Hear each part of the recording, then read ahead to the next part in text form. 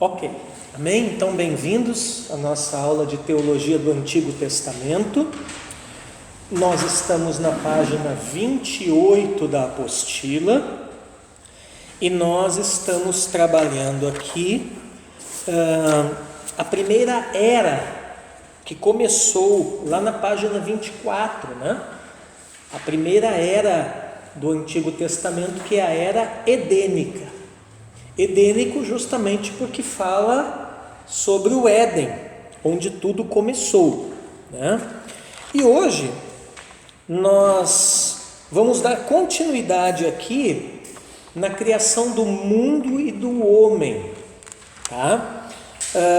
Trabalhamos bastante na aula passada a maneira como Deus criou, né? Ou seja, a partir do nada, né? Trabalhamos na aula passada também aquelas palavras ali do hebraico, a palavra Bereshit, que significa no princípio, a palavra Bará, que significa criar, a palavra Assá, que significa fazer, né? E a palavra Yassar, que significa formar. Por que essas palavras são importantes, pessoal? Porque a ideia por trás do texto original em hebraico, ali do capítulo 1 e do capítulo 2 de Gênesis, é que não só a humanidade ou a criação, né? Enfim, tudo, né? Tudo que existe, primeiro foi criado na dimensão espiritual. Primeiro foi projetado, e a partir do momento que o Criador projetou na sua mente, desejou no seu coração, essas coisas elas já vieram à existência. De maneira então que isso é colocado para fora, ou poderíamos dizer soprado, né? O projeto é posto em execução, né? O projeto é materializado. De que forma? Através da palavra. E aí então começa, né? Criar céu, criar terra, astros, tudo, né? Universo, seres marinhos, seres terrestres e por aí vai, né? E até finalmente chegarmos na coroa da criação, né? Que é aquele que foi criado para exercer o governo do reino de Deus, o mandato do reino de Deus sobre toda a criação, que é Adão. Então o que Deus faz, né? Ele projeta o homem na sua mente, no seu coração, constrói o boneco de barro e sopra o espírito do homem para dentro do boneco.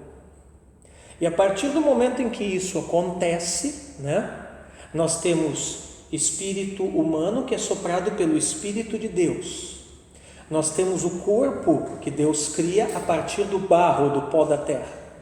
E quando o homem se torna então alma vivente, ou seja, surge um terceiro elemento que é a alma, que justamente faz a conexão entre a parte do espírito humano e a parte do corpo humano, que é a parte sensorial, que é a parte que lida com o mundo material à sua volta. E esse homem originalmente, ele é criado perfeito, então ele não morre, ele não adoece, e ele tem uma capacidade mental, né, de uso do seu cérebro de 100%. Hoje nós sabemos aí que nós não chegamos a usar, se não me falha a memória, 10% da nossa capacidade mental, de raciocínio, né? Então esse é Adão, tá? E hoje, aqui na página 28, nós vamos começar a trabalhar então a questão de Eva, tá?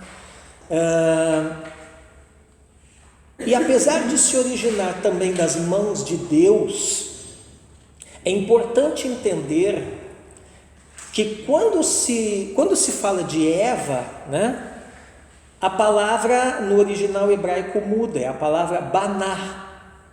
Banar significa edificada, né? Então o homem é formado, Do quê? Do pó da terra. E aquele processo que eu já expliquei, o Espírito de Deus, né? Deus sopra o espírito humano para dentro do homem, o espírito humano é o fôlego de vida, né? Quando o homem abre os olhos, a primeira pessoa que ele vê na frente dele é Deus. Nós sabemos quem é Deus ali, né? Deus na pessoa do Filho. Lembre-se que a Bíblia diz no Novo Testamento que tudo foi feito por meio dele, o Filho, Jesus, e sem ele nada do que foi feito se fez. Lembre-se que é muito importante nós não ficarmos associando, né, Jesus no aspecto da sua divindade, né, apenas com o Novo Testamento. É um erro pensar, né, que Jesus passou a existir. Ele não passou a existir, porque ele sempre foi, sempre será, porque ele é Deus na segunda pessoa da Trindade, né? Então, Deus não tem origem nem fim, seja ele na pessoa do Pai, do Filho ou do Espírito Santo, né?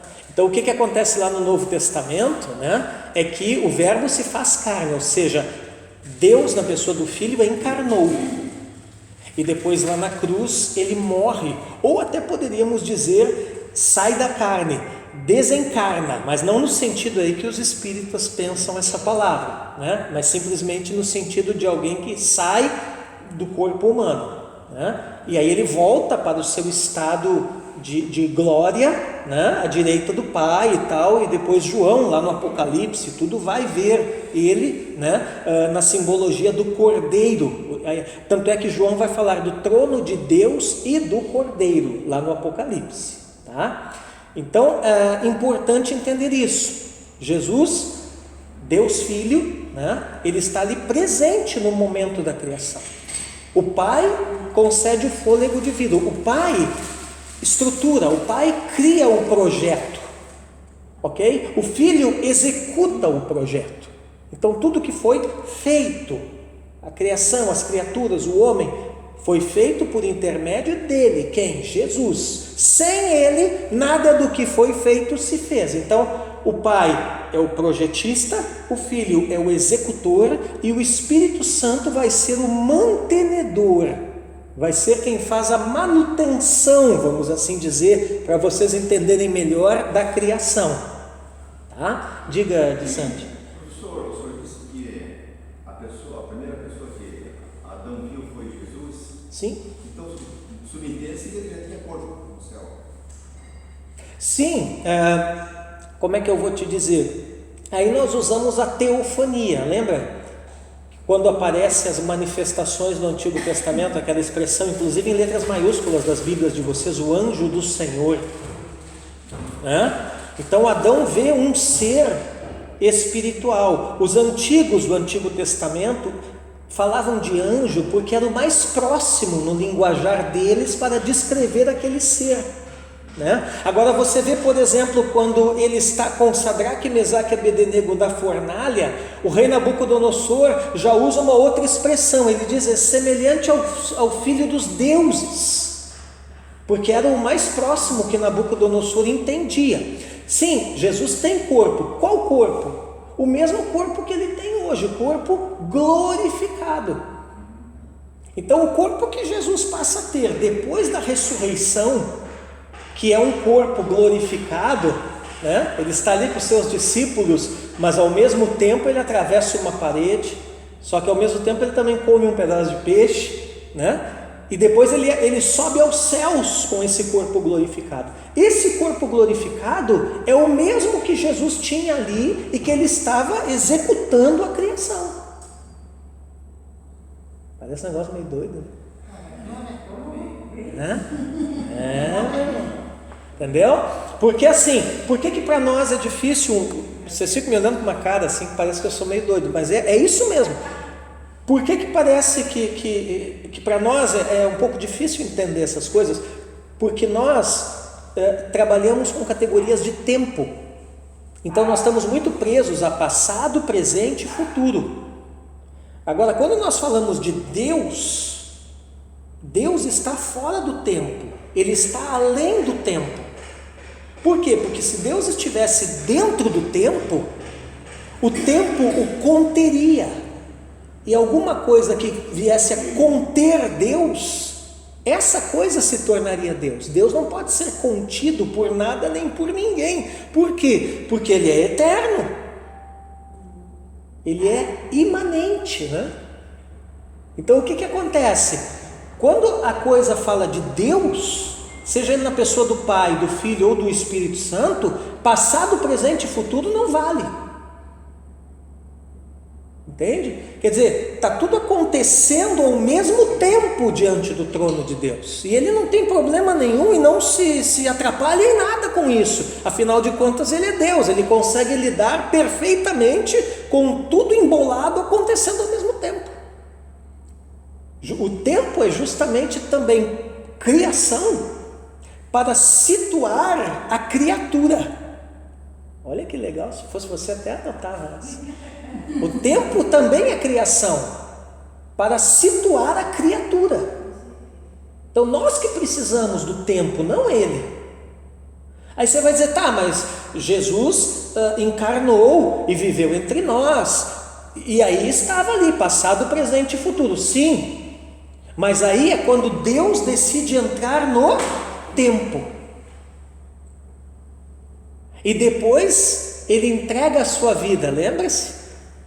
Eles o mataram. Sim, o mataram na nossa linguagem humana, mas Ele mesmo depois vai dizer, o Filho dá a sua vida e a toma de volta quando Ele quer.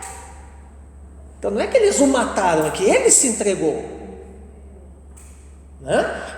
Então você percebe que Ele entra no tempo, encarna e sai do tempo quando Ele bem entende. Por quê? Porque Ele que criou.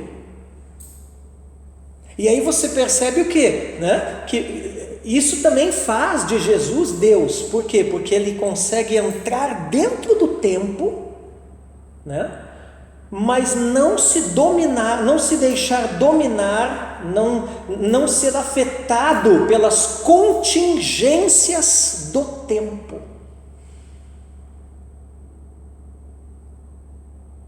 Aí vou te dar uma resposta. Por que então que Jesus comandava, vamos falar de clima mesmo, o clima. O clima faz parte do tempo, correto? Por que Jesus comandava o clima? Porque Ele é Deus. Não, tudo bem, né? Porque é Jesus. Não, deixa o romantismo de lado. Vamos pensar teologicamente. Por que Jesus controlava o clima? Porque Ele é Deus Filho dentro do tempo, só que o tempo não o influencia. Ele criou o tempo, o clima está relacionado ao tempo. Então, como Ele é criador do tempo, quem cria governa, correto? Então Ele governava também o clima. E se Jesus assim, vamos viajar um pouco agora, desse uma palavra e de repente, mediante aquela palavra, isso não acontece nos evangelhos, eu que estou imaginando, né? Mas digamos que mediante aquela palavra o tempo acelerasse, poderia acontecer? Poderia. Como aconteceu? O sol parou, né? Sim, isso foi quando Josué, né, estava lutando. Tá certo, né? Mas aí é o Antigo Testamento. No Novo a gente não vê ocorrências disso, né? Sol na linguagem daquela época. Lembre-se que a Bíblia não foi escrita para nós, foi escrita para eles. A terra que parou, porque o sol não mexe, né? Ele fica parado. E a terra parou. Só que para a terra parar no seu movimento de rotação e translação, os outros planetas também têm que parar, ou pelo menos atrasar. Então aquilo ali foi um evento cósmico, mexeu com o cosmos inteiro. E se a Terra para, ele para. Sim, tanto é que existe uma brecha no tempo que os físicos, aí você vai pegar até teoria lá do Einstein, da relatividade e tal, né? Tem uma brecha no tempo que eles não conseguem achar na contagem atômica, alguma coisa assim, aonde que se encaixa aquilo ali, né? E alguém descobriu que era o dia lá de Josué. Josué ou Daniel? Não, Josué. E não se esqueça, né, que aquilo ali foi ocasionado por quê? né? Porque tinha alguém orando enquanto ele batalhava. Então, você não tem alcance de onde a sua oração chega. Porque uma intercessão, né? Uma intercessão atrasou o relógio do universo inteiro em 24 horas. Quando ele perguntou assim, então, quando Adão viu Jesus, ele viu em forma, vamos dizer assim, Sim. humana.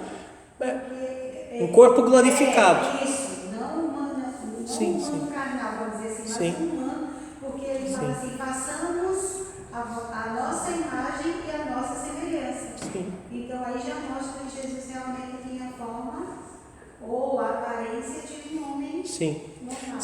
Embora isso seja relativo, porque lembre-se que não havia nenhum outro homem além de Adão. Então Adão não sabia como é que era um homem. Ele nunca tinha visto outro homem. Né? Né? Mas de alguma forma ele soube que aquele que estava à sua frente era o seu Criador. Era Deus. É Deus. Né?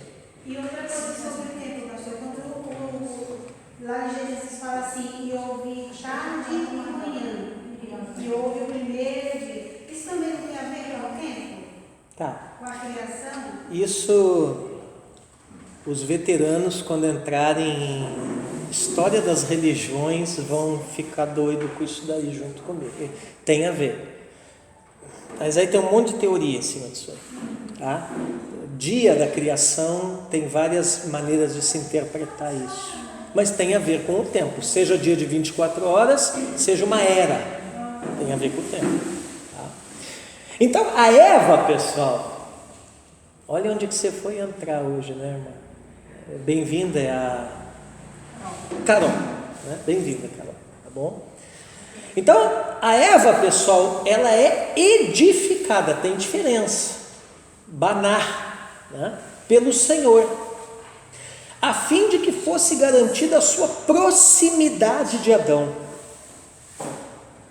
Então, olha que interessante, Adão, próximo de Deus. Eva, próxima de Deus também, sim, mas por intermédio de Adão. Gênesis 2:22, vamos ler ali. E da costela que havia tirado do homem, o Senhor Deus formou uma mulher e a levou até ele. Esse formou ali é o banar. Ficaria melhor traduzido: o Senhor Deus edificou. Amém? Então a mulher Eliane, a partir de um pedaço de osso, ela é edificada.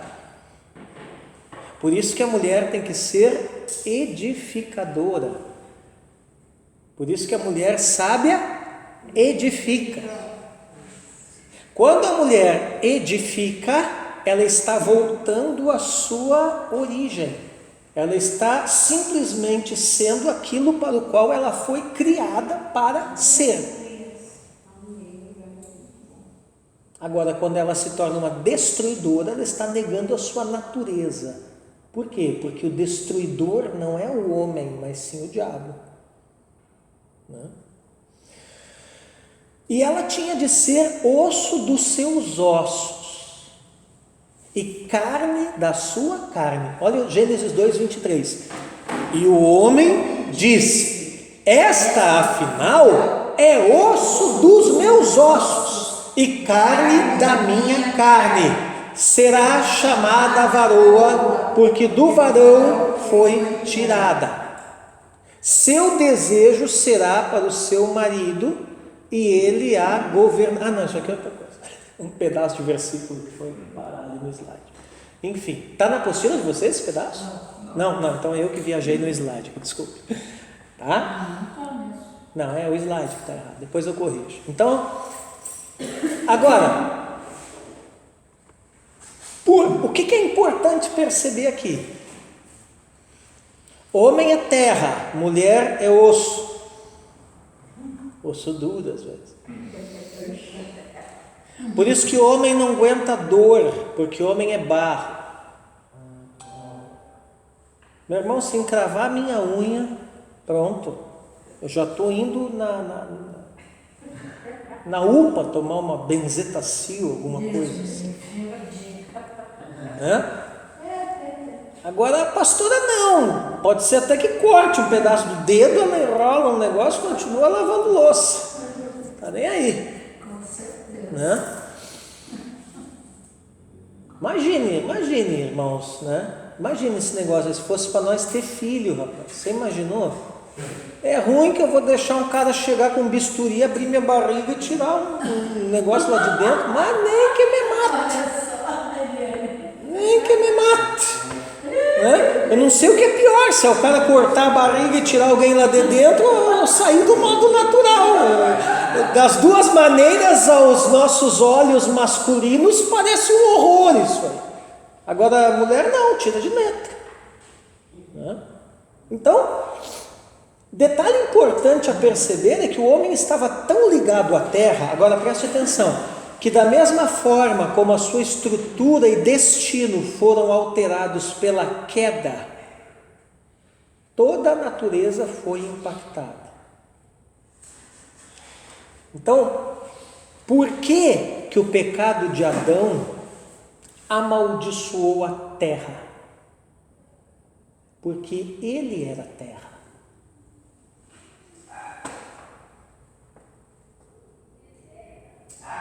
Né? Entendeu? Ai, tadinho dos animais, dos bichinhos, as borboletas, né? Porque toda a criação decaiu, né? Né? Os gatinhos, o que eles tinham a ver com isso, né? Mas toda a criação, em última análise, é terra. Tudo que existe, em última análise, é terra. Quando o governante da terra abre mão da sua posição e cai, toda a terra, Osmair, cai com ele. Então não há injustiça da parte de Deus nisso. Amém? Não há injustiça. É uma questão, uma lei natural. Né? Gênesis 3, 17 e 18. E a Adão disse: por ter dado ouvidos à voz de sua mulher e comido da árvore que eu havia ordenado que não comesse, maldita é a terra por sua causa. Por sua causa. Não foi culpa do diabo, não foi culpa de Deus. Ele. Em fadigas você obterá dela o sustento durante os dias de sua vida. Ela produzirá também espinhos e ervas daninhas, e você comerá a erva do campo. E a mulher? A mulher também, né? Ela estava tão fortemente ligada ao homem, que quando ele cai, né? A queda, ela afeta a criação para o lado de fora e ele para o lado de dentro. E ela era osso do osso dele. Então, quando os ossos dele são afetados, a estrutura dele é afetada, a estrutura dela, né, também. Então, tudo foi afetado aqui. Será que Adão não deu vontade de dar uns tapas nela?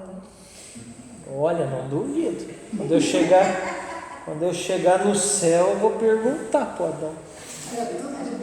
Adão está no céu, viu, gente? Tá? Eles estão no céu. Eles foram salvos. Foram salvos.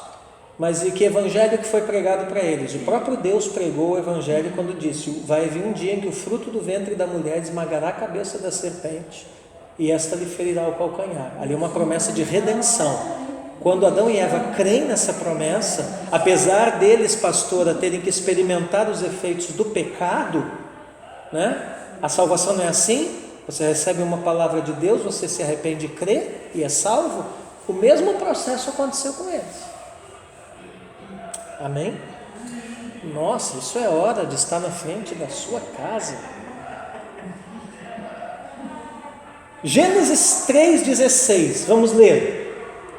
E a mulher, ele disse: aumentarei em muito seus sofrimentos na gravidez, com dor você dará à luz filhos, o seu desejo será para o seu marido, e ele a governará. Então, outra coisa, vocês percebem que ele só tem filhos depois de Gênesis 3, mas como é que acontecia antes? Se eles não tivessem caído, a reprodução aconteceria normalmente, só que os filhos seriam paridos sem dor. Tá? Então, né? Bom, percebemos que homens e mulheres são iguais na origem, mas diferentes na estrutura. Sobrinhos. Então, iguais na origem, né? Mas diferentes na estrutura. Contudo, ambos participam da imagem de Deus, embora em Gênesis o conceito exato disso não esteja muito claro. Lá pode ser entendido como possibilidade de comunhão e comunicação com Deus, além do domínio e liderança sobre a criação. Então, no Novo Testamento, o conteúdo dessa imagem vai ser melhor definido como pleno conhecimento. Então, o homem foi criado à imagem de Deus. O que é isso, imagem? Pleno conhecimento. Então, ele não dependia de uma intermediação para ter conhecimento. Ele não dependia de um ritual, ele não dependia de nada disso. Ele tinha acesso a qualquer hora, qualquer momento, em qualquer lugar, e acesso total a Deus. Colossenses 3,10, olha o que diz ali: e se revestiram da nova natureza, que se renova para o pleno conhecimento. Aí Paulo diz, segundo a imagem daquele que a criou. Então, o próprio versículo, né, aquilo que a gente sempre diz, a Escritura explica a própria Escritura. Então, onde você vai ter a explicação do homem criado à imagem de Deus? Lá em Colossenses 3,10. Paulo diz ali, né, que pleno conhecimento segundo a imagem. Quer dizer, o que é a imagem então de Deus no homem? É o pleno conhecimento. Isso é resgatado em nós, a nova criatura, né? Em Cristo Jesus. Amém? Mediante quem? A pessoa e obra do Espírito Santo. Lembra quando Jesus diz assim: Ele vos ensinará tudo? Do que Jesus está falando ali?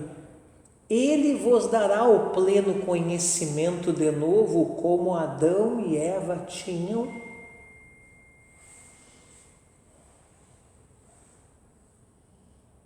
Quer dizer, por quê? Porque em Cristo vocês voltam a ser a imagem de Deus.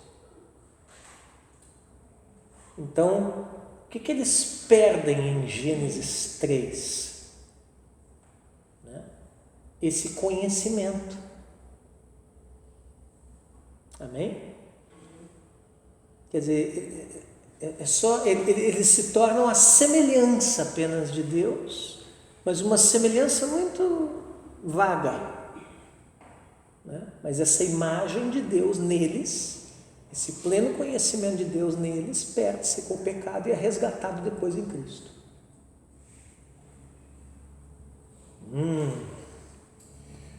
Muito bem.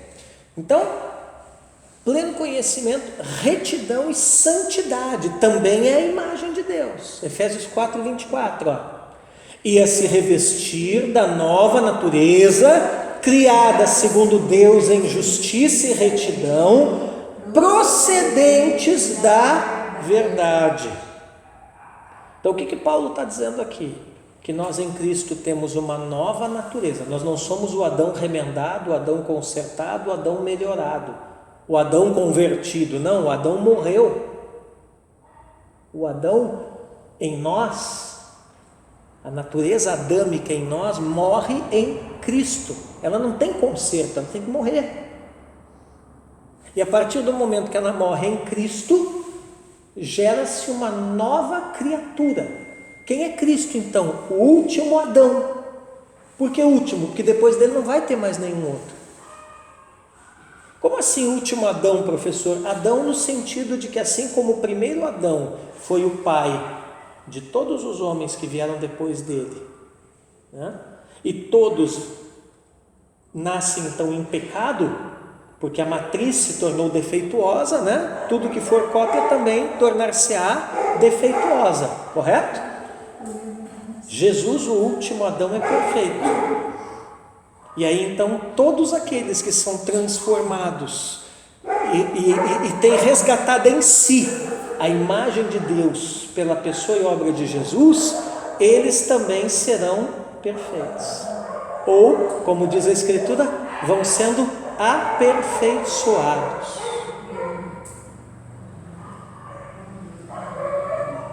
Então, nós somos uma qualidade de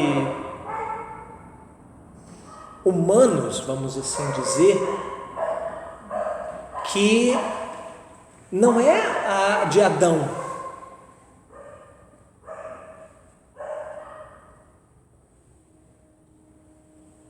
Todos os salvos em Cristo Jesus, eles são uma qualidade, uma raça, né? Que não é a raça adâmica. Eles são nova, novo é novo. Novo não é o velho consertado. Eu pego meu carro ali, faço uma reforma e vou querer te vender no preço de um carro zero, Osmair. Você ia comprar? Não. Você ia dizer, não, é um carro usado, reformado, não é novo. Novo é que você tira zero da loja, não é assim?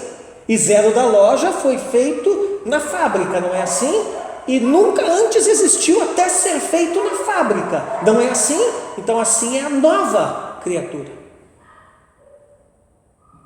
E para ser feito na fábrica, vamos continuar usando a ilustração de um carro, né? Foi feito a partir de um protótipo, não é assim?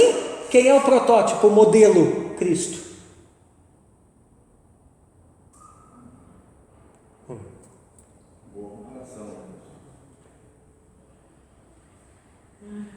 Então vocês percebem como não cabe para o crente, se realmente ele é crente, se realmente ele é convertido e não convencido, né?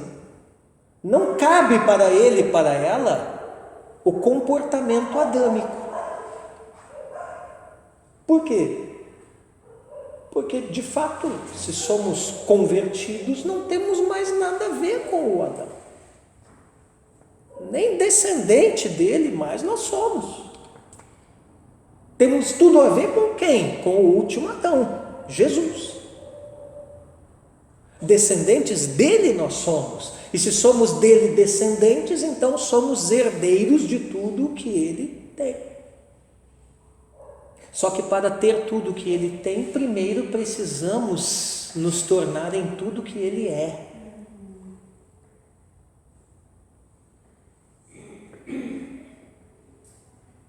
Amém?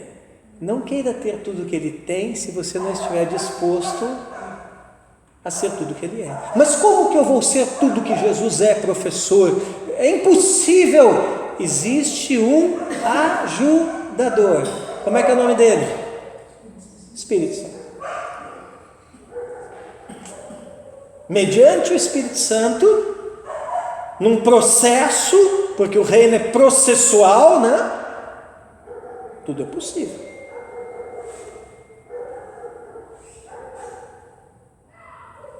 Muito bem, eu estou ouvindo as catracas da cabeça de vocês fazendo isso.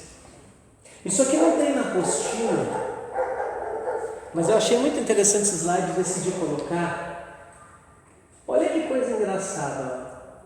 No corpo humano você encontra todos esses elementos químicos aqui. Na Terra, você também os encontra. Então, olha, o que é o corpo humano?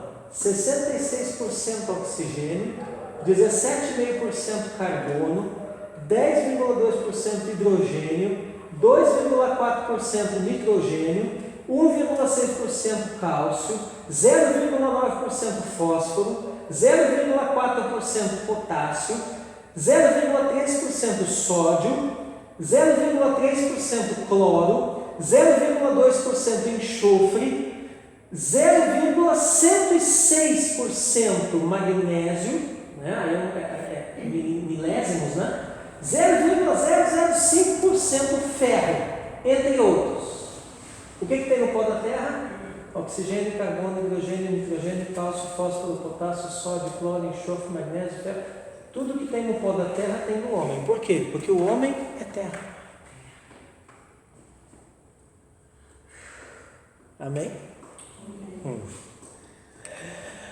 Com respeito ao período de tempo em que ocorreu a criação, há todo um debate, teorias defendendo um início absoluto por um lado e um início relativo por outro. Eu não vou entrar muito aqui, tá? Porém, devido aos fortes argumentos gramaticais da língua hebraica e sua transliteração do texto mais tarde para o grego, além de uma história da interpretação bem consolidada e da visão da teologia cristã predominantemente ortodoxa sobre o assunto, é complicado, irmãos, defender um início relativo. Então, o que eu estou falando aqui, né?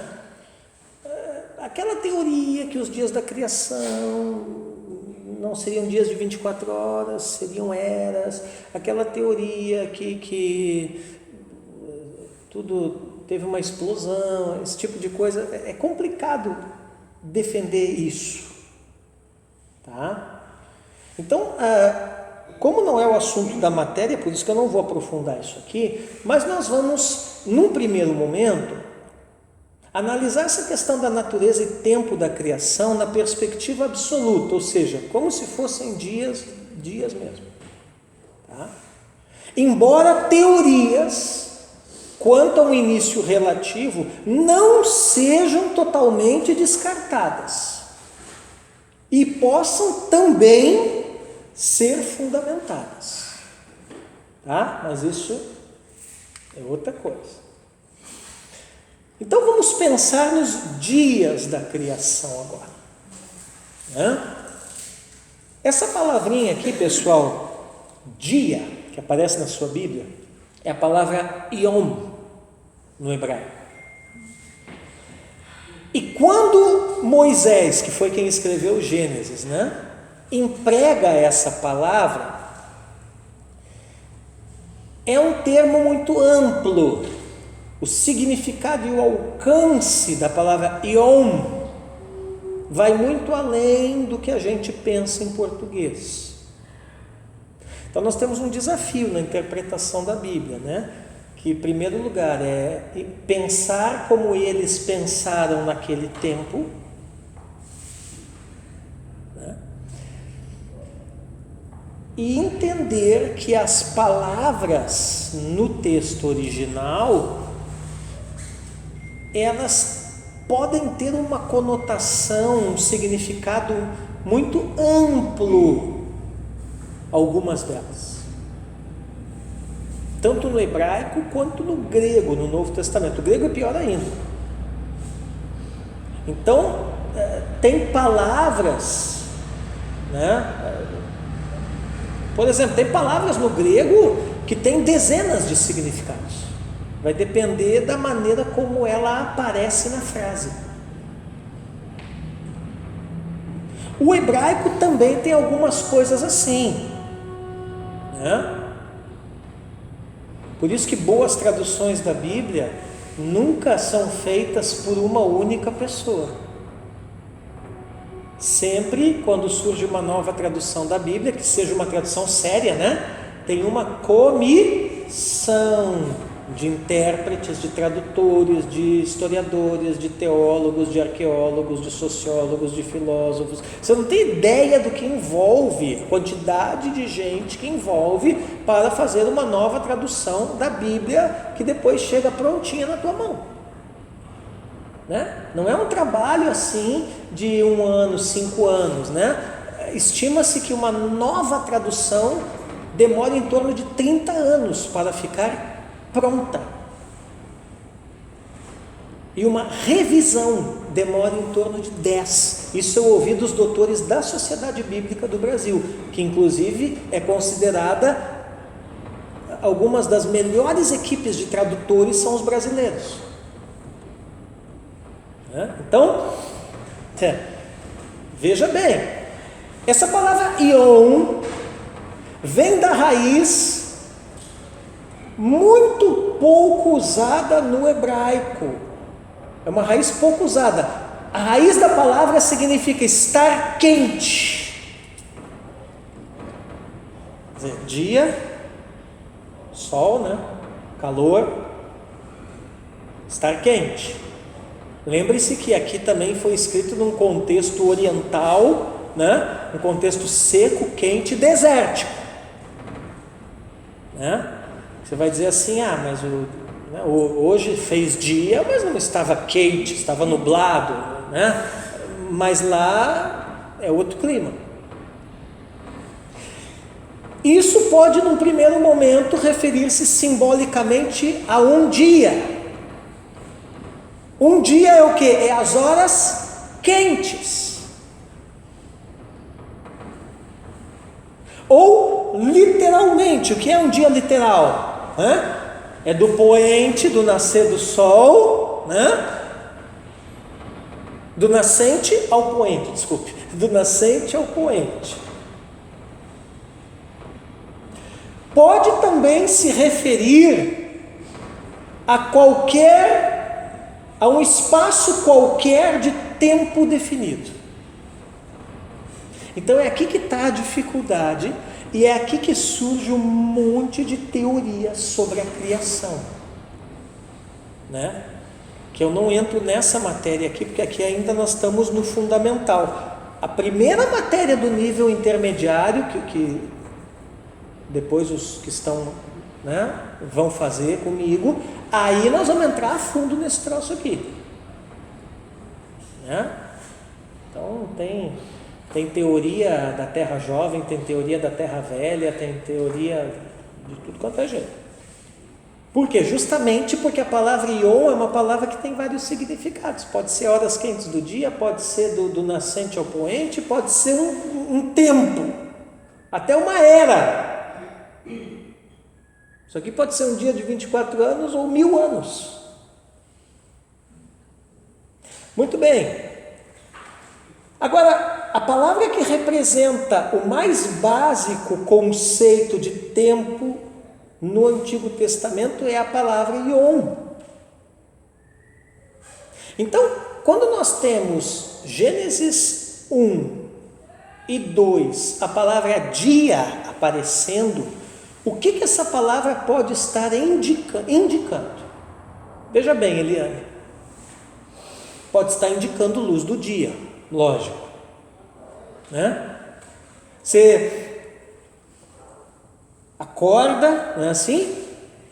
E já está dia. Por quê? Porque você vê na janela o quê? Que está tudo escuro? Não. O que você vê? A luz. Luz, claro. Não é assim? Vamos levantar, já clareou o dia. Então, dia pode significar isso. Gênesis 1:5. E Deus chamou a luz dia e as trevas chamou noite. E foi a tarde e a manhã o dia primeiro. Então, dia aqui pode ser simplesmente a luz do dia. Agora, dia também pode ser dia civil, dia do calendário, né? Eu recebo no 5º dia. Os aposentados recebem tal dia. Enfim, né? O boleto vai vencer tal dia. O meu aniversário é tal, né? Vou dar um bom exemplo. O aniversário do professor é dia 8 de janeiro. Grave essa data.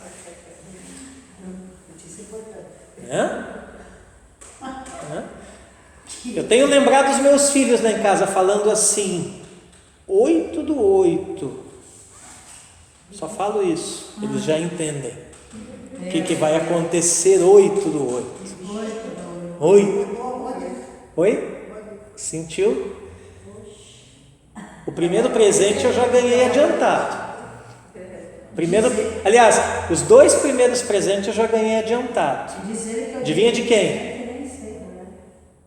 Um da minha amor. Que nem eu sei o que é. Mas deu, amém? Um da minha amor, né? E adivinha de quem o outro? Da minha sogra.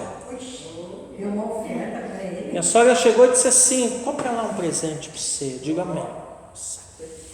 Mas ele não demorou nem. Não.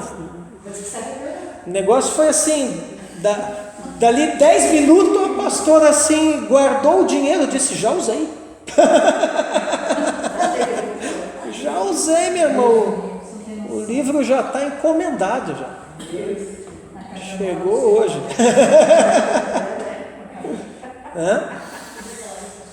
Então vamos lá. Depois eu te contar, Malaquias, o que eu ganhei. Você vai gostar, Malaquias. Você que foi católico romano, você vai gostar. Bom, então ali, Gênesis 1,14, né? E disse Deus: haja luminares na expansão dos céus, para ver separação. Olha ali, ó. E sejam eles para sinais e para tempos determinados e para dias e anos. Então, o dia aqui está falando de calendário. Agora, dia, você está vendo como essa palavra é ampla, né? Até no português, né? Dia também pode ser o total da criação. Gênesis 2,4, ó. Estas são as origens do céu e da terra, quando foram criados no dia que o Senhor Deus fez a terra e os céus. Aqui dia é a criação. Então assim, quando alguém vier falar e sobretudo pregar, meu irmão, vou dizer para você, pregar Gênesis 1 e 2 não é para amadores. A gente pensa que é um textinho fácil, né? Não. Os 4 primeiros capítulos de Gênesis estão entre os textos mais complexos da teologia e da Escritura. Eu hoje me arrisco a pregar nesses textos, mas assim, eu esperei aí uns 20 anos, 15, 20 anos para começar a pregar isso aí. Teve um camarada que foi na igreja lá, o Felipe. Não sei o nome dele, ele é lá da. Não, lá de Santa Catarina, lá como é que é aquela igreja fora. Do Mevan. E ele começou a dar aula para nós, e quando ele foi falar no capítulo, no espaço de tempo, no capítulo 2 e 3 de Gênesis, aí ele começou a buscar lá na Bíblia umas coisas. Aliás, entre versículo 1 e 2. Isso. E aí começou a dar um nó na cachola da galera, e ele estava todo mundo empolgado para assistir, e todo mundo falava: esse cara tá louco. É que isso aí é assunto para cá, isso aí é assunto para sala de aula, isso aí não se prega em púlpito. Eu me lembro dele, um mocinho muito bem intencionado. O problema é que isso não se prega para a igreja em geral, isso é assunto acadêmico, entendeu? Enfim. Então, eu me lembro disso, eu tive numa aula lá, né?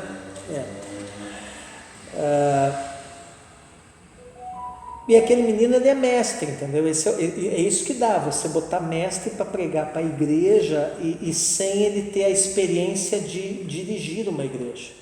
Eu sou um mestre na palavra, esse é o meu chamado no reino, mas eu não prego para a igreja aqui esse tipo de coisa. Por quê? porque tem assuntos que não cabem para a minha audiência aqui no domingo. Se bem que aqui até que eu dou uma aprofundada boa, né, Rosalina? Mas você tem que aprender aprenda. Você tem que aprender a separar doutrina de teoria. Isso são teorias dentro da teologia. Depois nós vamos ver aqui, por exemplo, dos gigantes. São teorias dentro da teologia. Então, teoria você não pode pregar como doutrina para a igreja. Teoria é teoria. Entendeu? É que ele, e a sorte dele é que ele ministrou e o pessoal era leigo, porque se tem uma cobra criada na teologia ali no meio, o cara levanta e diz, não, mas isso aí, e a teoria tal, e desmontava ele, aí eu queria ver, entendeu? Então, né, não é bem assim, tá? Então não confunda teoria com doutrina bíblica. Bom, então, quando nós falamos de dias da criação, podemos entender períodos de tempo? Podemos. Podemos entender até uma era de 1000 ou milhares de anos? Podemos. Só que esse entendimento vai dar a impressão de um início relativo. Quer dizer, o que é um início relativo? É que as coisas não surgiram prontas assim, que elas de alguma forma tiveram uma espécie de evolução. A partir de Deus, é claro. Mas todo motor para funcionar tem que alguém dar a partida. Não é assim no seu carro? Muito bem. Então, na perspectiva da teologia, não é muito apreciada essa ideia. Depois, nas outras matérias, como eu falei, eu vou falar disso. Então, é de se supor que o sexto dia ou o sexto período da criação possa ter durado mais de 24 horas? Pode-se supor isso. Por quê? Até mesmo porque Adão se tornou carente de uma ajudadora. Além da gigantesca tarefa de nomear os animais, coisas que a princípio levariam muito mais que 24 horas. Além do que Deus cria a mulher ainda no sexto dia. Então, o que eu estou dizendo aqui é o seguinte: é possível que esses dias da criação não sejam dias de 24 horas. Por quê? Porque em 24 horas, sentir falta de uma ajudadora e dar nome a todos os animais e ainda criar a mulher é meio que muita coisa para 24 horas. Então pode-se entender que isso foi uma era. Gênesis 2:20, vamos ler. O homem deu nome a todos os animais domésticos, às aves dos céus e a todos os animais selvagens. Mas para o homem não se achava uma auxiliadora que fosse semelhante a ele. Aí você diz assim, nossa, mas são milhões de espécies. Né? Agora não se esqueça que nós estamos falando de alguém aqui que tem 100% do uso do seu cérebro.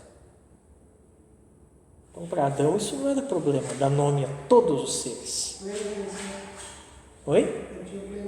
Exato, né?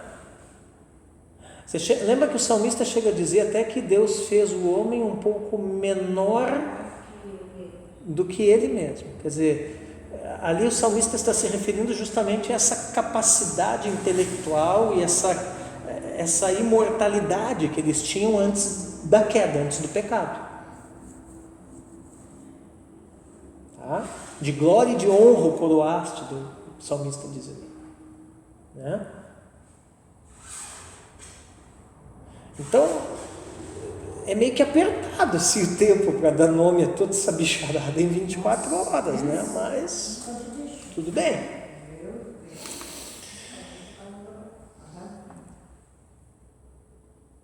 Professor, o senhor está botando pilha. Eu estou botando pilha para você ficar curioso para as próximas matérias.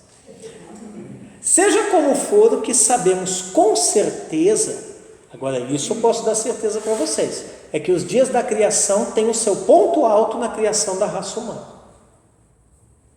Então isso é o auge, até sublinho isso aí, tá? Perceba que em todo o relato da criação em Gênesis, Deus vai traçando um relato panorâmico do assunto. Você vê que não tem muitos detalhes ali, né? O texto de Gênesis 1 e capítulo 2 é panorâmico, né? Mas quando fala do homem, aí são dados detalhes, tanto é que a criação do homem é narrada 2 vezes, até mesmo porque na primeira, né, Deus projeta, né, e depois de fato ele executa o projeto. Então há uma coerência em 2 narrativas. Mas você vê que o homem ali, aí é dado mais detalhes. Adão e Eva foram feitos no 6º dia, e a duração daquele dia, ou daquele Ion, irmã Joyce, e os detalhes de como foram criados vai se explicar aonde? No capítulo 2.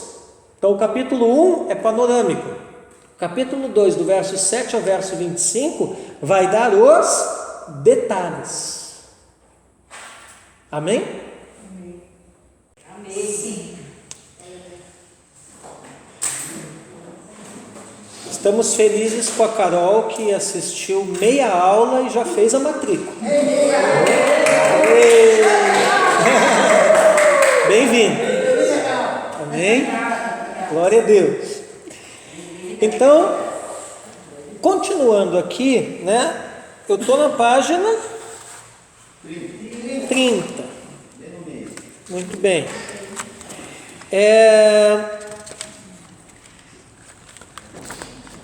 Aí depois, Carol, eu vou te mandar daí naquele número do Telegram, eu vou te mandar a aula de hoje e as aulas anteriores, para você ir devagarinho assistindo e tal, tá? Para você não perder nada. Bom, importante observar o quê? Que toda a criação foi seguida por uma palavra de bênção, onde todas as criaturas foram capacitadas a se reproduzir e encarregadas de uma missão. Então, olha que interessante isso aqui, irmãos. Mediante a palavra, tudo foi criado. E após ter sido criado, por uma palavra, tudo que foi criado foi abençoado. E após ter sido abençoado, tudo que foi criado foi abençoado, foi capacitado. Criação, bênção, capacitação. Sugiro que você escreva isso do ladinho aí da tua apostila. Criação, bênção, capacitação, mediante a palavra. Amém? E isso não mudou. Então, por isso que o diabo luta contra o ensino teológico na igreja. Por isso que o diabo fica incomodado contra a pregação expositiva, contra uma escola dominical bem estruturada, contra uma escola teológica. Vocês já perceberam que o diabo luta contra isso, inclusive semeando sempre aquela conversa fiada, né? Que a teologia vai te esfriar, vai te matar, essas bobageiras que tem gente que fala essas coisas por aí, né? E eu sempre me coloco como exemplo, né? Eu leciono há 25 anos, estudo teologia há 30. Eu estou mais pentecostal e vivo no Espírito do que nunca. E eu estudo todos os dias teologia. Não é só o dia que eu venho dar aula. Não é só o dia que eu venho pregar, domingo aqui. Todos os dias eu estudo teologia. Então, não é à toa essa guerra do diabo. Os colegas de vocês precisam de intercessão. Nós temos colegas que não estão conseguindo vir na aula. não estão conseguindo vir a algumas aulas, e eu estou percebendo que é também uma questão de guerra espiritual. Com certeza. Vocês têm que interceder por eles junto comigo também, me ajudar, eu e a pastora. Por quê? Porque o diabo luta contra isso aqui. Para desanimar, para fazer você desistir, para não trazer o recurso para você pagar, enfim, de várias maneiras o diabo luta contra, entende? Por quê? Porque Satanás sabe muito bem que é a palavra, né, que vai criar, abençoar e capacitar o povo do céu na terra para cumprir o propósito. Amém? Entende? Então é o contrário, Osmair. Quanto mais palavra, mais capacitada a igreja. Irmãos, tem duas coisas que o diabo tem medo: oração e palavra de Deus, Bíblia. A nossa vida, o nosso ministério, esteja você à frente de uma igreja ou não, se ele for pautado em oração e palavra de Deus, o diabo tem medo de você. A vida de Jesus era pautada no quê? Oração e palavra de Deus. Amém? Por isso que quem congrega aqui comigo sabe, né, Rosemary? Que não é fácil congregar aqui. Por quê? Porque nós somos melhores. Não, nós somos igual todo mundo, mas por outro lado não somos. Porque por ser um ministério de ensino, né? Eu falo para as pessoas, às vezes chegam as pessoas novas que querem congregar aqui conosco e as portas estão abertas, amém. Só que eu falo para as pessoas, não chega aqui esperando que você vai achar que é, né, uma cruzada evangelística, essas coisas assim. Não, o negócio aqui é ensino. Aqui é ensino, de manhã, de tarde, de noite, sábado, domingo, feriado, culto e tal, né? Por quê? Porque a característica desse ministério é ensino profético. Vai ver a luta que nós temos aqui. O diabo já tentou me arrancar dessa cidade de tudo que foi jeito. De tudo que foi jeito. E ainda tenta. E você já parou para pensar assim? Eu sei que eu não sou a última bolacha do pacote. E nem quero ser, né? Eu sei, eu me conheço. Eu sei bem que eu também não sou coisinha muito boa. Em mim mesmo, né? Em mim mesmo. Em mim mesmo. Em Cristo eu sou, né? Mas em mim mesmo eu não sou, né? Mas assim, o que eu quero que você entenda, né? Ministérios de ensino são raros aqui em Paranaguá. Eu te garanto que ministérios de ensino autênticos, eu sei porque eu sou um, não vai encher os dedos das duas mãos de vocês, se vocês forem contar. Talvez encha uma. Tem ministério de apostólico, tem de bola, né? Pastoral, profético, então nem se fala, né? Igrejas com esse cunho. Agora, quantas igrejas essencialmente de ensino você conhece em Paranaguá? Pensa aí, depois você conta nos dedos. São raros. Por que são raros? Porque um apóstolo forma outro apóstolo, não é assim? Um profeta forma outro profeta, um pastor forma outro pastor. Mas um mestre, ele forma outros mestres, mas também outros apóstolos, outros profetas, outros pastores e outros evangelistas.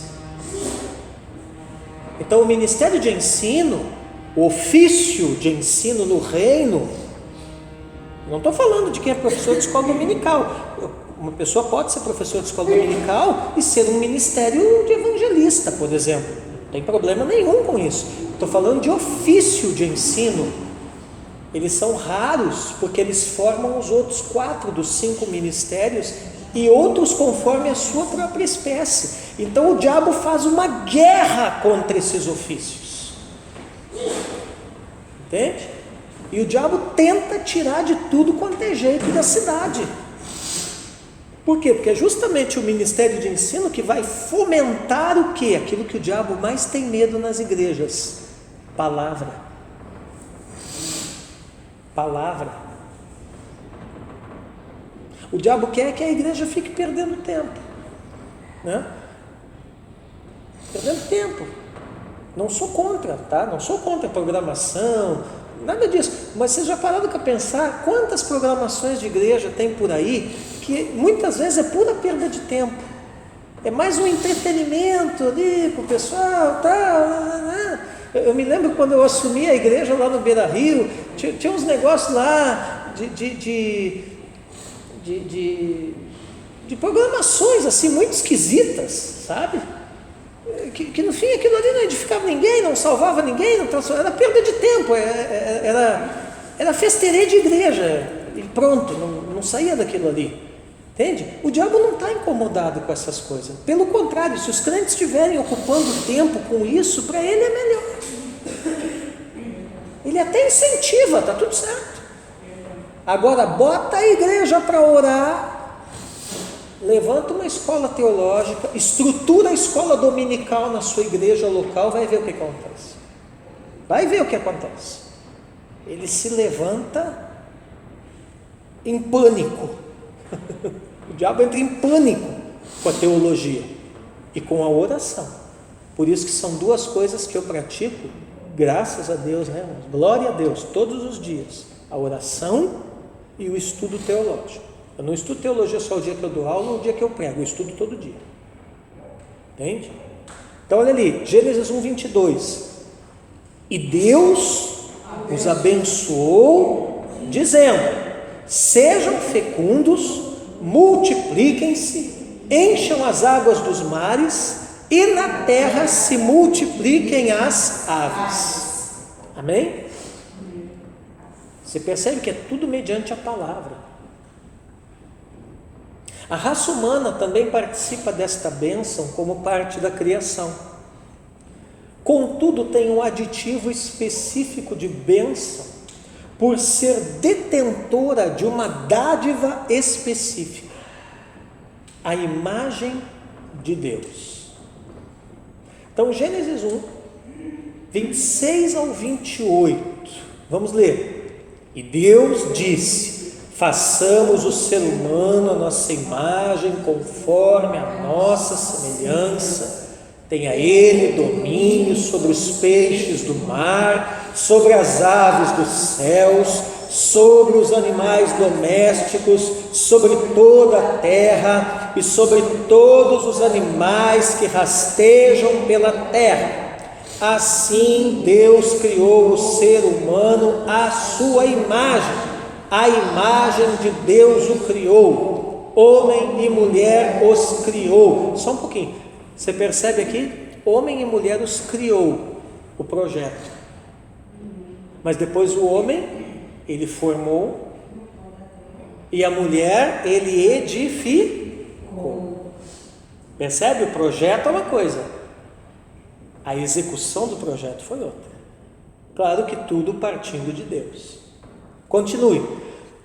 E Deus os abençoou e lhes disse: sejam fecundos, multipliquem-se, encham a terra e sujeitem-na. Tenham domínio sobre os peixes do mar, sobre as aves dos céus e sobre todo animal que rasteja pela terra. Amém? Muito bem. Lembrando. Oi? Uma pergunta aí, Sim. voltando lá atrás, lá que você falou da imagem que nós fomos criados, além da imagem, a aparência, a imagem volta ali pro que Deus falou, nós iríamos em poder.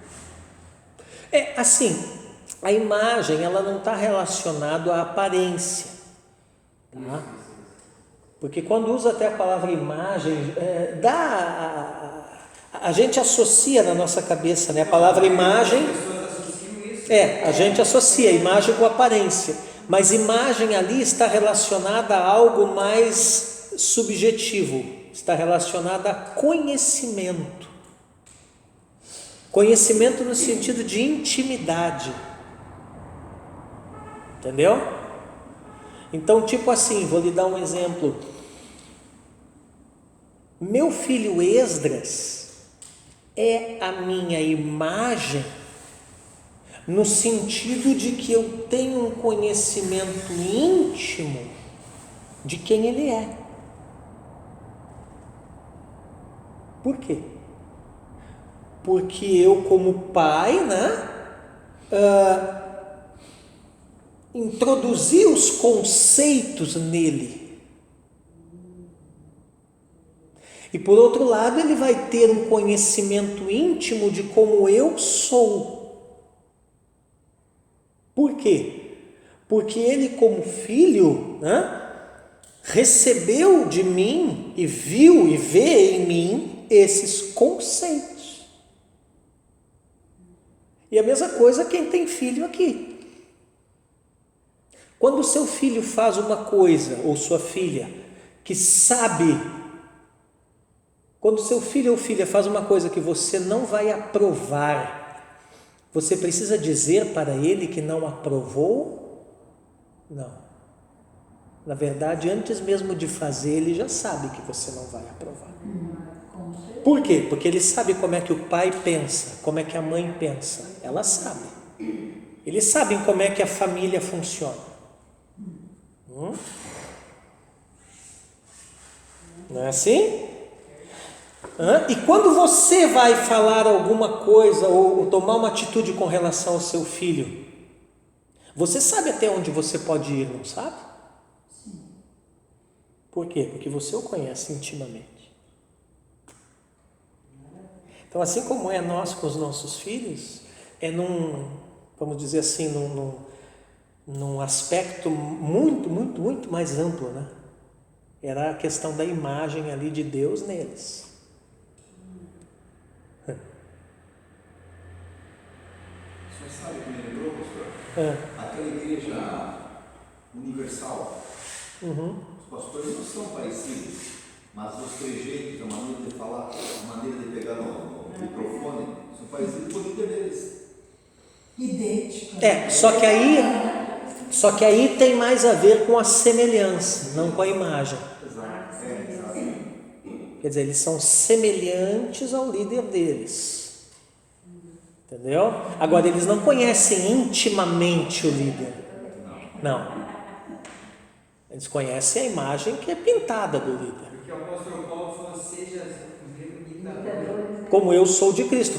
Ali, Paulo está falando da imagem. A imagem de Deus. Quem é a imagem de Deus? Cristo. Quer dizer, o que nós temos que entender é o seguinte: tudo que nós precisamos de Deus está em Cristo. Por quê? Porque Cristo é Deus. Na pessoa do Filho.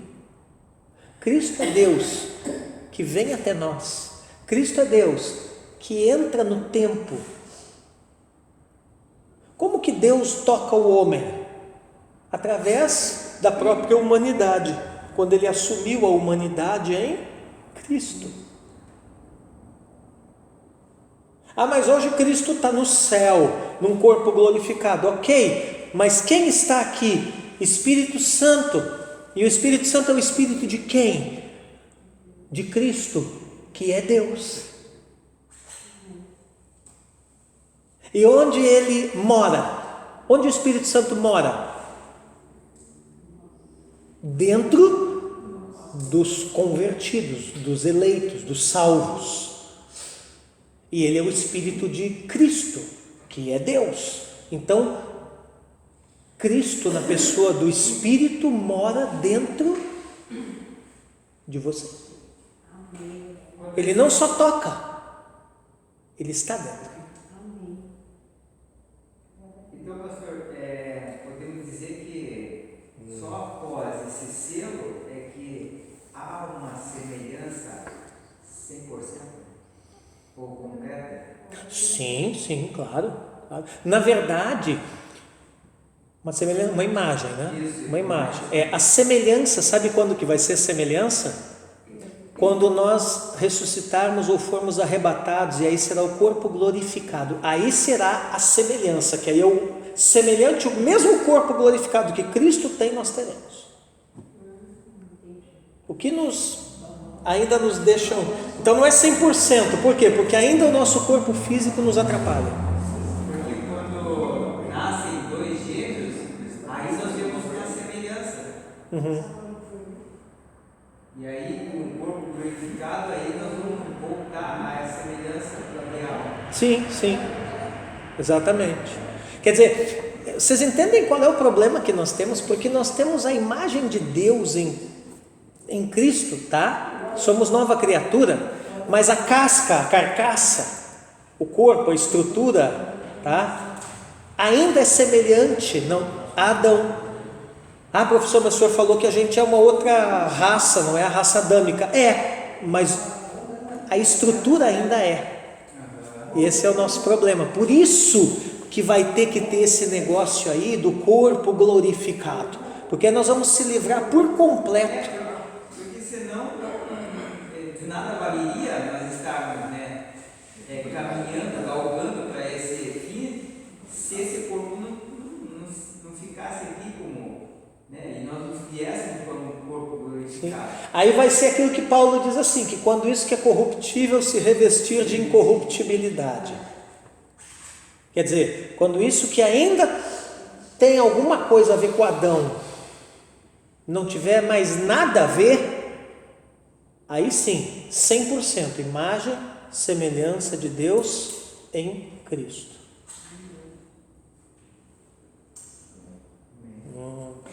A gente estuda isso na teologia em antropologia da religião. Amém? É um livrinho assim.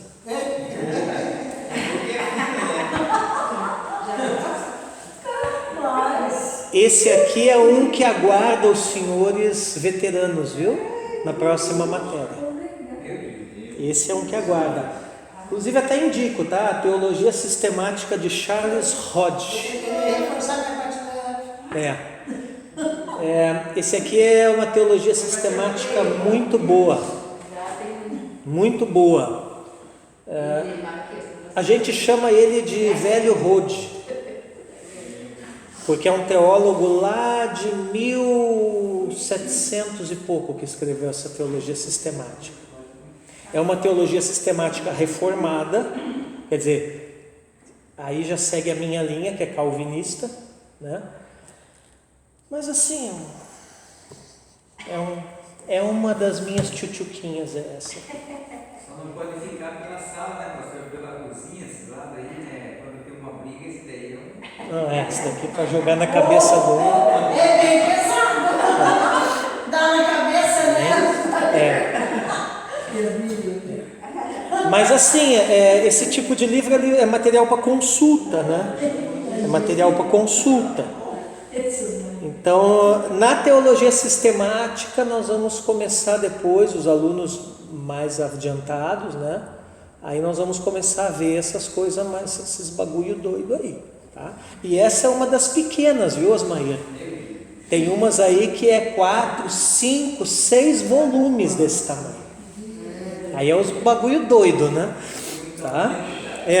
Eu tô de olho numa aí que é praticamente o preço de uma geladeira, mas se eu comprar esse troço, a pastora me mata. Então vamos lá. Que é a teologia sistemática do Herman Bavinck. Então, a criação foi um benefício para o homem. Amor, posso? Sim. Posso? Não, porque eu lembrei, lembra de quando você fazia teologia, a primeira teologia em Porto Alegre? Sim. Quando eu era um estudante pobrinho. Até hoje ele conta que um pastor, né? O que ele falou para você? Que hoje para você. Ele é muito ele falou que eu não me animasse porque eu nunca ia poder ter esses materiais, eram muito caros. E aí esses dias ele recebeu, ganhou uma, né, mãe? Aí você falou. Cada um que eu ganho, né? Deus vai operando, né? Vai operando, Deus. Então, nunca diga nunca para alguém, né? Mas a glória de Jesus, e isso tudo aí é investimento para os meus alunos, né? Então aqui na nossa escola você tem a certeza que o material é exclusivo, as apostilas de vocês não são copiadas, coladas, plagiado de internet, não sei da onde, né? E a gente sempre está renovando, né? Renovando a biblioteca, comprando materiais, bons materiais, né? Porque as fontes bibliográficas que a gente usa é tudo coisa de primeira, realmente, tá? Pastor, eu não cortando a conversa, Oi. mas você estava falando aí das lutas, né, das dificuldades que as pessoas estão tendo, né, e isso é normal, né, porque o inimigo não quer, né, e eu sempre nós estávamos conversando aqui sobre o pastor Alessandro, né, que no ministério, né, de ensino, eu já tive em outros ministérios tentando aprender, né, e eu que não sou muito leitor da Bíblia, às vezes a gente fala, não tem tempo, mas isso que faz o tempo somos nós, né, o quanto a gente aprende aqui, né, e isso está muito levado ao amor, né, porque eu estava perguntando se o pastor Alessandro não tivesse amor, e esse amor é tão grande que quando você fala assim, né, de adquirir livros, é um desejo assim tão ardente, né, por causa que a gente que está aqui, né, a gente vê essa diferença, né, em outros lugares a gente não vê essa profundidade, esse amor em querer ensinar de forma tão... Porque uma coisa é você fazer, outra coisa é você fazer com amor. Sim.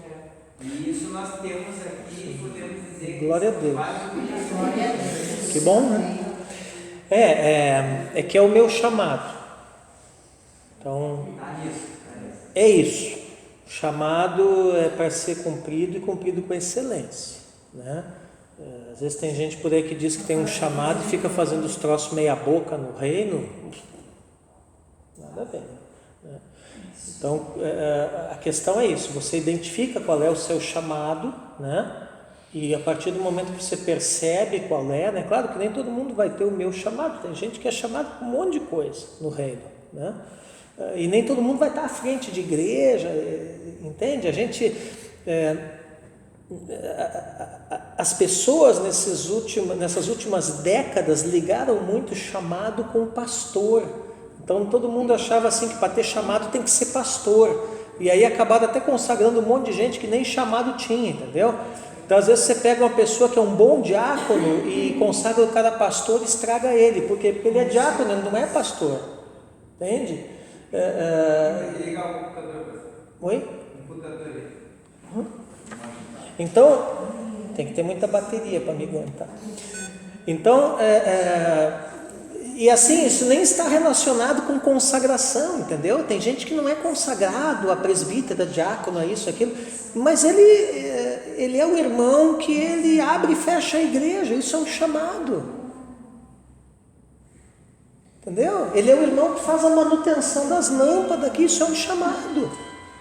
Está no mesmo índice de pastores que estão na frente de trabalho que não tem teologia, é muito grande. Ah, tu viu aquilo que eu postei ali, né? Entendeu? O irmão que, né? A igreja de vocês lá que tem um pátio grande, o irmão que controla os carros lá, aquilo lá é um chamado. Entendeu? E às vezes esses irmãos, o chamado deles é mais importante até do que de um pastor. Então a gente tem que parar com essas viagens, a igreja de um modo geral que eu estou dizendo, parar com essas viagens de que para ter chamado tem que ser pastor. E vou falar o português claro para vocês, pastor é rabo de foguete, meu irmão. Se eu pudesse cair fora, eu caía lá. Entendeu? É que eu me encontrei como um pastor de ensino. O que salvou um pouco a minha pátria, Malaquias, é que lá na Bíblia diz assim, ó, pastores e mestres. Então, ali Paulo dá uma aliviada, tipo assim, o cara que é mestre também dá para pastorear, não é aquela Brastemp, mas vai, né? Entende? O pior é quando a gente começa a tomar gosto de falar. Uhum. Quando você já está numa reunião de família, alguém dá uma piscada, Mas assim, mas o maior ministério, gente, sempre é a maior ministração, tá? A maior ministração sempre é o testemunho. Tem irmãos que não falam nada, mas pregam mais que todo mundo na igreja. Com certeza. Por quê? Porque eles vivem. Então assim, eu não quero um cara que me dê um estudo bíblico sobre a oração. Eu quero um cara que no dia da oração venha aqui no templo orar comigo. Esse cara eu quero. Até porque estudo, eu estou careca de ter estudo de oração. Entendeu? Então a gente tem que ver isso. Entendeu? E hoje em dia, hoje nós temos um problema na igreja, porque tem um monte de gente dando estudo de um monte de coisa, mas tu vai ver, 90% do que ele dá nos estudos dele, ele não faz. Então hoje em dia tem gente dando estudo como ser um bom pastor, mas ele não pastoreia a igreja. Hoje em dia tem gente dando estudo como orar, mas ele não ora.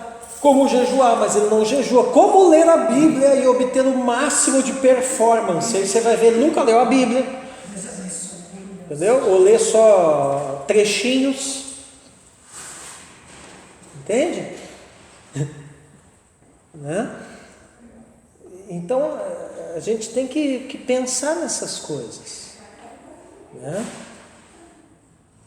Pastor, a Raquel sempre teve um louvor muito bonito.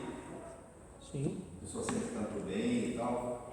E uma época, há muitos anos atrás, veio um velhinho, um índio, Sim. lá na Amazonas, umas flatinhas de bambu. Uhum. E ele não pregou nada, nem sabia pregar. E deu umas palavras e tocou a flautinha dele meio desafinada. Uf. Mas houve um derramar da presença de Deus, a igreja caiu no chão, houve lágrimas, um toque de uma varinha de bambu, um velhinho, no meio do mar. E daí? Entendeu? Coisa linda, né? Deus é mistério. Nunca esqueci. Coisa simples, Eu acredito. mas profunda. Mas por quê? Porque o cara é um adorador. Um nome cheio do Espírito. Entendeu? Músico é uma coisa, adorador é outra. Com certeza. Todo o adorador, né, ele pode ser um músico, até é bom que seja um bom músico, mas nem todo bom músico é adorador. Tem gente que é só show. Entendeu? Então tem que pesar essas coisas, né? Então, gente, vamos encerrando aqui, só lembrando que a criação foi um benefício para o homem, mas este tinha que ser proveitoso para Deus. Você percebe aqui a sinergia, a troca? Deus beneficia o homem com a criação, mas o homem precisava viver de maneira proveitosa para Deus. E o que é proveitoso para Deus? Relacionamento. Se você parar para pensar, o que Deus pediu para Adão e Eva no Éden? Nada. A única coisa que ele queria era o seguinte, que todo dia, ao fim da tarde, eles se encontrassem com ele. E o que Deus quer de nós? Deus quer que a gente construa a catedral. Aí começam essas viagens. Né? Aí todo mundo se mata, se arrebenta e tal, se endivida para construir uma catedral. Tá, eu não sou contra construir igreja, tudo bem. Né? Deus quer que a gente faça missões no Camboja, não sei onde, tudo bem, tem que ir pregar lá mesmo, né? Mas todo mundo se arrebenta para mandar dinheiro, mandar missionário, mandar isso e aquilo para lá. Só que assim, mais importante que tudo isso é relacionamento com Deus. O que Deus quer de nós? Simplesmente que a gente se encontre com Ele todo dia. E você não precisa ir para o Tibete se encontrar com Deus todo dia, em cima do Himalaia. Não, a Bíblia diz, entra no teu quarto, fecha a porta e o Pai que vem em secreto te recompensará. Pronto. Bem simples. Simples. Nessa perspectiva, o homem tinha que governar para Deus e prestar contas desse governo. Tem gente que só quer o governo, mas não quer prestar conta. Entenda, todo privilégio pressupõe responsabilidades. né? Eu nunca me esqueço, eu vou me usar de exemplo, né? Aquele rapazinho que foi meu aluno há muitos anos atrás, né? E assim, ai professor, eu queria ser como o senhor e tal. Chegou até a dizer que tinha um chamado de ensino, e eu incentivei ele, porque eu quero mais é reproduzir gente doido que nem eu, né? Só que assim, Eliane, aí um dia eu montei um grupo aqui, né? E aí eu precisava de uma pessoa para me ajudar a escrever um material até para vocês, né? E aí eu lembrei dele, disse, falei até para a pastora, eu vou chamar o fulano, né? Disse, meu irmão, eu preciso que você me ajude aí num projeto, tá afim? O que é, professor? Ele disse, não, você sempre falou que queria ser igual a mim, né? Então agora é a sua oportunidade. Seguinte, preciso que você escreva sobre tal assunto, mas não precisa ser muito não, basta umas 50 páginas.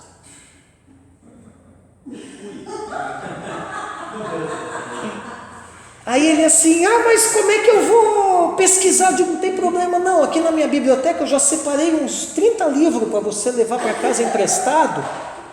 Você vai dar uma pesquisada, eu até já marquei, e eu tinha feito mesmo, eu botei até o marca-página aqui, aonde que está o que eu quero que você pesquise, beleza?